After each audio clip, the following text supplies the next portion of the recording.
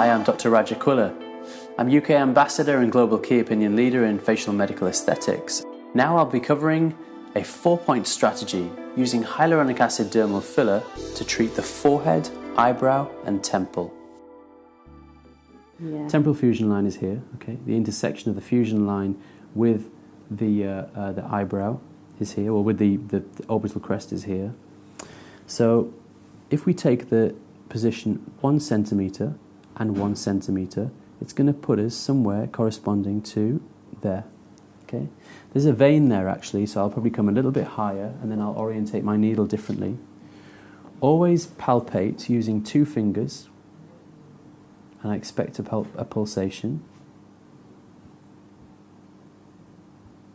It's actually all the way back here. She's really posterior, her superficial temporal. It's back here. So I know I'm away from trouble, but always just then palpate above and below. Because sometimes you get these little frontal branches that can come off it. And she's got one below it, so I'll just stay above. So the needle is going to be inserted like this, 45 degrees. So, and I'll hold it like a dart, skin, superficial temporal fascia, temporalis muscle, and then to the bone. You see, it's very shallow. I'm all the way there. And then big aspiration. So I want to see a nice big bubble. There you go. And then I'm just going to inject, and I'm just going to watch it flow.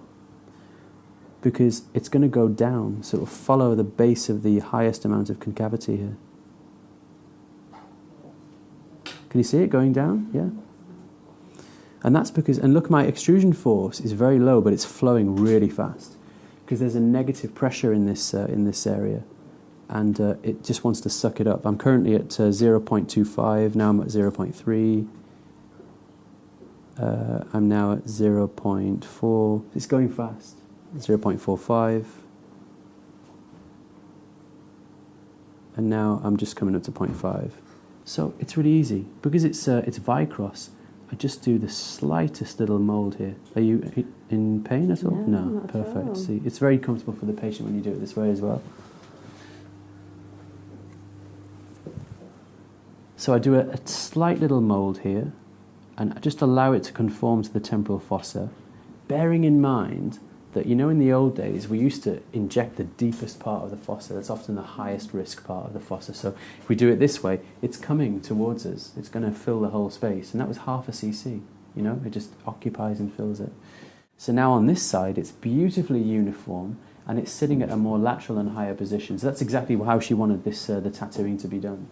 So 2 more points. Remember the angulation point of the eyebrow. The inner part of the eyebrow should be in line with the medial canthus. The lateral eyebrow should be 1 centimetre lateral to the lateral canthus. The eyebrow angulation point should be at the phi point, which should be 1 to 1.618 and then 1. So basically 1/3, 2/3. So I kind of pick my spot ideally and just know where the angulation should be sitting. Then I can see there's a vein there. I'm going to get in behind the orbital crest. Now normally I say the upper hairs of the eyebrow, but because she doesn't have them, I have to use the orbital crest as a landmark. So I use the orbital crest as a landmark here. This is for the tail of the eyebrow, skin, and then right the way to the roof. See, I'm right to the target, easy and fast. Aspiration. Give a small depot here. And this is important. So after I come out, I need to stick. Because we're back to sticking now again, because we're repositioning skin. Stick until it disappears, because its Vollift is very, very fast. So I marked out that point, which is going to be here, angulation, little vein, so I don't want to prang. And again, skin, and then down there to the roof, aspiration. There's my little bump. That's exactly where I want to see the angulation occurring here. Stick, and look, it's more vertical. So I'm not pulling her laterally, I'm going more vertical like this.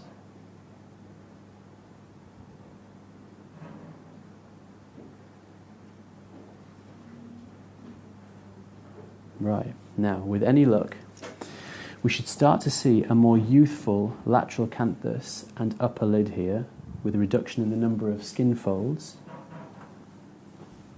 There you go. Okay, so this is eyelid and brow rejuvenation using temple and brow relationship. If you want to pull the forehead up a little bit more, and she's had Botox, so there's nothing really to treat, but if you want to do this, then what you can do is lift the brow high.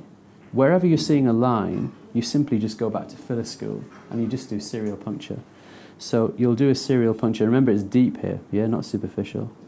So serial puncture, Galea, inject, out, mold, like this. So 1 centimeter interval, so skin, muscle, Galea, inject,